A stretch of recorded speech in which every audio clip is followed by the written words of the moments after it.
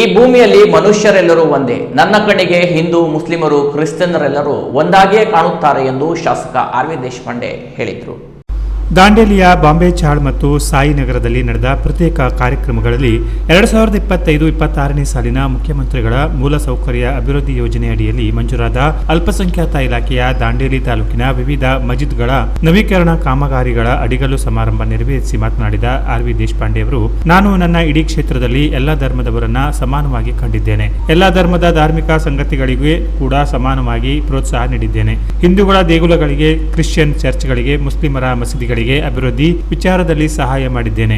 ಮಸ್ಜಿದ್ಗಳ ನವೀಕರಣಕ್ಕಾಗಿ ನೀಡಿರುವ ಹಣವನ್ನು ಸದ್ಬಳಕೆ ಮಾಡಿಕೊಳ್ಳಬೇಕು, ಗುಣಮಟ್ಟದ ಕಾಮಗಾರಿಗಳನ್ನು ಮಾಡಿಕೊಳ್ಳಬೇಕು ಎಂದರು. ಕಾರ್ಯಕ್ರಮದ ವೇದಿಕೆಯಲ್ಲಿ ತಹಶೀಲ್ದಾರ್ ಶೈಲೇಶ್ ಪರಮಾನಂದ, ಪೌರಾಯುಕ್ತ ವಿವೇಕ್ ಬನ್ನೆ, ಬ್ಲಾಕ್ ಕಾಂಗ್ರೆಸ್ ಅಧ್ಯಕ್ಷ ಮೋಹನ್ ಹಲವಾಯಿ, ಅಂಜುಮನ್ ಅಧ್ಯಕ್ಷ ನವಾಜ್ ಕರೀಂ ಖಾನ್, ಪ್ರಮುಖರಾದ ಗೌಸ್ ಖತೀಬ್, ಅಬ್ದುಲ್ ಮಜೀದ್ ಸನದಿ, ಅಶ್ಫಾಕ್ ಶೇಖ್, ಮೊಹಮ್ಮದ್ ಸಾಬ್ ಶೇಖ್, ಅಬ್ದುಲ್ ಹಮೀದ್ ಅತ್ತಾರ್, ಅಲ್ಪಸಂಖ್ಯಾತ ಕಲ್ಯಾಣ ಇಲಾಖೆಯ ಕುಂಬಾರ ಮುಂತಾದವರು ಇದ್ದರು. ಅಂಜುಮನ್ ಕಾರ್ಯದರ್ಶಿ ಇಕ್ಬಾಲ್ ಶೇಖ್ ಸ್ವಾಗತಿಸಿ ಪ್ರಾಸ್ತಾವಿಕ ಮಾತನಾಡಿದರು. ಎಎಂ ಜಾಫರ್ ನಿರೂಪಿಸಿದರು.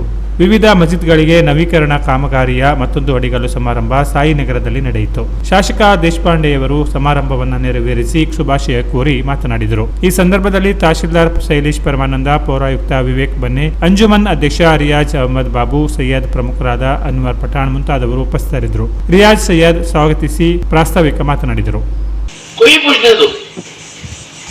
वो हमारे खिलाफ उसने काम किया है कि उसने पूछा है तो मैं दे देता हूं.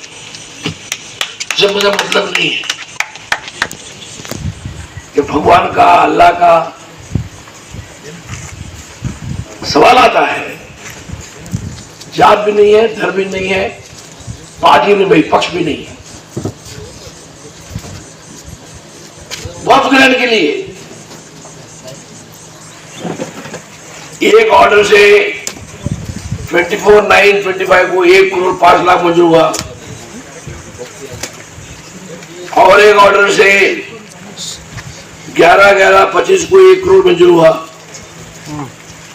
और एक ऑर्डर से 30 लाख मंजूर हुआ और एक ऑर्डर से 2.5 करोड़ मंजूर हुआ. 2, 3, 4, 455 4,85,00,000 रुपए मंजूर हुए हैं. ये हमारा कर्तव्य है. इसको इकबाल को या इसको और उसको इंडिविजुअल दिए हुए पैसा नहीं है, इंस्टीट्यूशन को दिया है. Canara plus news Dandeli.